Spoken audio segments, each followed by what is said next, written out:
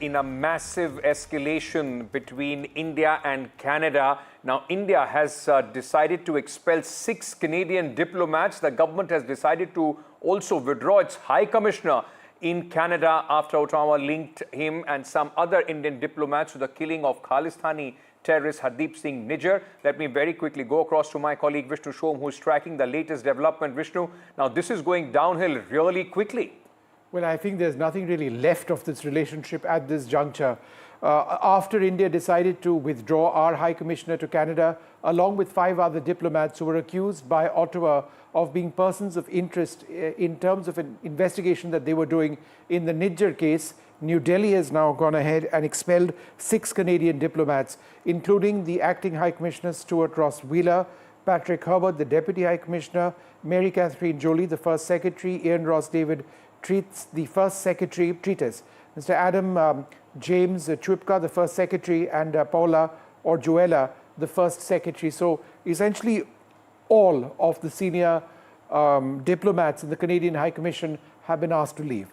Now, where the relationship goes from here onwards, we don't know. Canada belatedly says that they have submitted evidence to the government of India, linking India with a plot in which the Khalistani terrorist Nijjar was killed. India, of course, has denied any Indian involvement and has stated earlier on today that it was absolutely ludicrous for Canada to suggest that India's High Commissioner, who is the senior most serving Indian diplomat presently in service, is in some way, shape or form involved, as Canada has alleged, with this particular plot. So the choice of words by New Delhi today in an initial press conference, Ankit, I can tell you, is the strongest I've ever seen. I mean, language which has been used for Pakistan in the past in the context of terrorism. You know, we've seen a tone and we've seen language which is as direct as that, if not even more direct. There has also been a direct statement by India where we've said that this is directly linked to Canadian Prime Minister Justin Trudeau's politics, his policies, his association with terrorist elements, the fact that you've got Khalistani sympathizers in his cabinet, and the fact that for vote bank politics, Canada is allowing all of this to take place. Thank you, Vishnu, for joining us with this latest, in fact, escalation between India and Canada diplomatically. Let me also bring in at this moment Vikram Chaudhary, senior journalist, who's joining us at this moment from Canada. Vikram, thank you for speaking to us. I want to start by asking you, just give our viewers a sense of the reactions which are coming in, in the Canadian press and politics at large with what is happening between India and Canada. The kind of language that today MEA used against Canada, many are in fact equating it to the language India usually uses for Pakistan. Absolutely. I think this new escalation has come at a time when many thought that perhaps things are getting better between India and Canada. Justin Trudeau has his own problems, which he has been dealing for quite some time. His domestic political problems. Many thought that perhaps now he wouldn't like to get into any mess with India, but this has come as a surprise to many. Today is a Thanksgiving holiday in Canada, and many Canadians woke up to this news, especially Indian diaspora. They woke up to this news and they were very surprised.